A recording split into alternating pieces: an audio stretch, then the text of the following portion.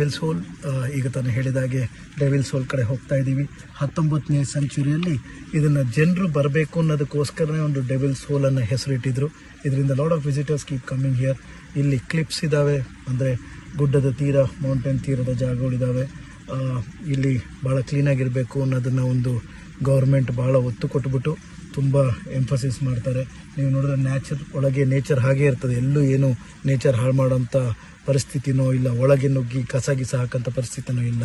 So ಹೋಗ್ತಾ ಹಾಗೆ devils hole ನೋಡೋಣ. ಡೆವಿಲ್ಸ್ ಹೋಲ್ ಕಡೆ ಇವಾಗ ಡೆವಿಲ್ಸ್ ಹೋಲ್ ಕಡೆ ಹೋಗ್ತಾ ಇದ್ದೀವಿ. ಡೆವಿಲ್ಸ್ ಹೋಲ್ ಅಂದರೆ ನಮ್ಮಲ್ಲಿ ಹೇಳಬೇಕಂದ್ರೆ ದೆವ್ವದ ಭೂತದ ಜಾಗ ಅನ್ನೋ ಥರ. ಆ ಕಡೆ ಹೋಗ್ತಾ ಇದ್ದೀವಿ ಪಯಣ. ಏನಿದೆ ಅಂತ ತೋರಿಸ್ತೀನಿ. ಇಲ್ಲಿ ನೋಡಿ, ಒಂದು ಕಾಡಿನ ಮಧ್ಯದಲ್ಲಿ ಮರಗಳ ನಡುವೆಯಲ್ಲಿ ಒಂದು ಡೆವಿಲ್ ಸ್ಟ್ಯಾಚ್ಯೂ ಮಾಡಿದ್ದಾರೆ. ಹತ್ತಿರದಿಂದ ಇಲ್ಲಿಂದ ನೋಡಿದ್ರೆ ಕಾಣಿಸುತ್ತೆ ಡೆವಿಲ್ ಸ್ಟ್ಯಾಚ್ಯೂ. ಇಲ್ಲಿಂದ ಬೇರೆ ಎಲ್ಲ ಕಡೆಯಿಂದ, ಇಲ್ಲಿಂದ ಗರ್ನ್ಸಿ ಐಲ್ಯಾಂಡ್, ಆಮೇಲೆ ಶಾರ್ಕ್ ಐಲ್ಯಾಂಡ್ ಹಾಗೂ ಫ್ರಾನ್ಸ್ ಎಲ್ಲ ಬಹಳ ಹತ್ತಿರದಿಂದ ಕಾಣಿಸುತ್ತೆ ಇಲ್ಲಿಂದ. ಸೊ ಇದು ಆ ಡೆವಿಲ್ನ ಒಂದು ಸ್ಟ್ಯಾಚ್ಯೂ ಮಾಡಿ ಇಲ್ಲಿ ವಿಶೇಷ ಏನಂದರೆ, ಹೋಗ್ತಾ ಹೋಗ್ತಾ ಹೋಲ್ ಅಂದರೆ ಕೆಳಗಡೆ ಹೋಗ್ತಾ ಇದ್ದಂಗೂ ಆ ಅಡಿಗೆ ಹೋಗ್ತಾ ಇದ್ದಂಗೂ ಒಂದು ಸೌಂಡ್ ಬರ್ತದೆ, ಒಂದು ವಿಷುವಲ್ ಸೌಂಡ್ ಥರ. ಅದನ್ನು ಆಗಿನ ಕಾಲದಲ್ಲಿ ಯಾವುದೋ ದೆವ್ವ ಮಾಡ್ತಾ ಇತ್ತಾ, ಭೂತ ಮಾಡ್ತಿತ್ತ ಅಂತ ಮಾತಾಡ್ತಾ ಅಂದ್ಕೊಂಡು ಇವತ್ತು ಅದನ್ನೊಂದು ಡೆವಿಲ್ಸ್ ಹೋಲ್ ಅಂತ ಮಾಡಿ ಒಂದು ಬಹಳ ನೋಡೋಕ್ಕೆ ಚಂದವಾದ ಒಂದು ಜಾಗ. ಅದು ಸಮುದ್ರದ ತೀರದಲ್ಲಿದೆ.